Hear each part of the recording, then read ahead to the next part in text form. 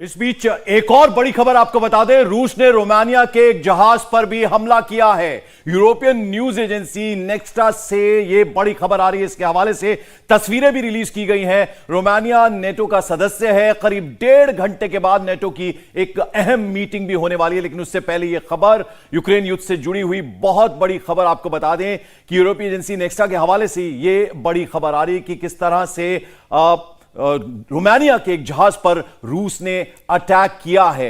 तो यह बहुत बड़ी खबर यूक्रेन युद्ध से जुड़ी हुई। दूसरी खबर, जैसा कि सौरभ आपको बता रहे थे कि पुतिन ने वो जो बातचीट का पेशकश की गई थी हेलसिंकी की तरफ से, उसे सिरे से मना कर दिया है। और ये ट्वीट हमको बता दें, hashtag Russian occupants hit a hashtag Romanian ship in the Black Sea. तो ब्लैक सी में जो रोमानियन शिप था उस पर हमला किया गया है। रोमानिया मेंबर है नेटो का, जहां पर अमेरिकन बेसेस है, और वहां पर आपको पता है ब्लैक सी, जहां से अब से थोड़ी देर पहले हमने आपको बताया था, कुछ घंटे पहले, किस तरह से स्नेक आइलैंड को तबाह कर दिया था रशियन शिप्स ने। और यहां पर आप देख तस्वीरें आ चुकी हैं उस जहाज की, उस शिप की तस्वीरें, जिसमें दावा किया जा रहा है कि रोमानिया की शिप है, जो रोमानिया नेटो का सदस्य है, और उस शिप पर हमला किया है रूस ने। अब सवाल ये उठता है कि क्या इस युद्ध का दायरा बढ़ता हुआ दिखाई दे रहा है जनरल साहब आपको?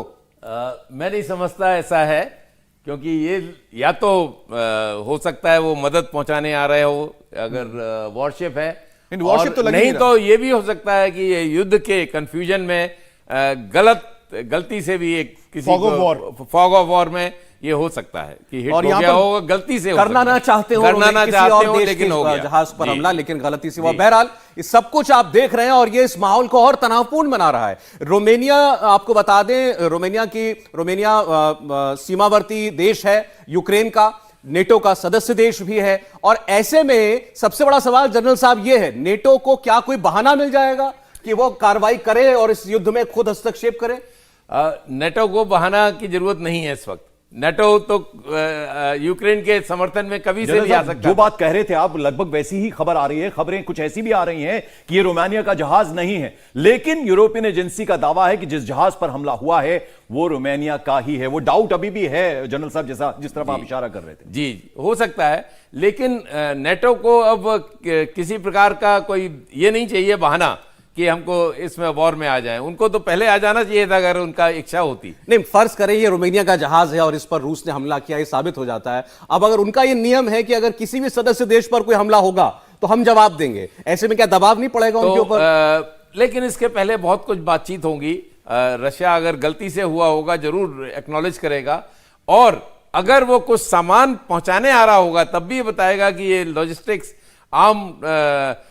इनके जो यूक्रेन की मदद के लिए आ रहा था, तो उसके लिए भी वो अपना एक्शन ले सकता है। सर, अब ये करीबन 12 नॉटिकल माइल्स है जो कि कोस्ट लाइन से है, और ये कमर्शियल शिप है जो कि हमें बताया जा रहा है कि ये वॉरशिप नहीं है, ये कमर्शियल शिप है। और जब इस पे मिसाइल का अटैक किया गया तो वो एंटी क्रूज मिसाइल का इस्तेमाल किया गया, वो भी प्रिकॉशनरी तौर पर, क्योंकि ये ब्लैक सी का जो पूरा एरिया है वो एरिया एक ओवरलैपिंग एरिया है, तो इसी वजह से प्रिकॉशनरी तौर पे ये किया गया। एक बार फिर से बता दें कि करीबन 12 नॉटिकल माइल्स, जो कि बहुत ही कम दूरी है एक तरीके से, और वहीं पर इसको हिट किया गया, और एक कमर्शियल शिप है। चलिए, तो ये सब भी इस बीच में हो रहा है, इस युद्ध की घड़ी में, जहां कीव पर कब्जा करने के बहुत करीब पहुंच चुकी हैं रूसी सेनाएं। ऐसे में रोमानिया के एक जहाज पर हमले की खबर है। अब ये, जैसा मनीष बता रहे हैं कि जंगी जहाज नहीं था उनका, एक कमर्शियल शिप था, व्यावसायिक शिप था, लेकिन फिर भी अभी ये देखना होगा कि इसकी पुष्टि हो जाए एक बार कि किन हालात में इसके ऊपर हमला हुआ और किसने हमला किया और कैसे हमला किया गया। बहरहाल, उससे बड़ी खबर यह थी आज कि पुतिन ने अब साफ मना कर दिया है कि यूक्रेन के राष्ट्रपति से वो कोई बात नहीं करेंगे। ज़ेलेंस्की अब गुहार लगा रहे हैं पुतिन से कि बातचीत की टेबल पर आए, क्योंकि अब उनकी राजधानी घिर चुकी है। उनके बारे में खुद खबर यह है कि वो बंकर में छिपे हुए हैं। वो अपनी जनता को आश्वस्त कर रहे हैं कि मैं देश छोड़कर नहीं भागूंगा। ऐसे में वो बातचीत की पेशकश करते हैं और पुतिन उसको साफ साफ ठुकरा देते हैं। वैसे भी रूस के हमले का शिकार बड़ी संख्या में सिविलियंस भी हो रहे हैं। यूक्रेन के एक अनाथालय पर रूस का हमला हुआ है।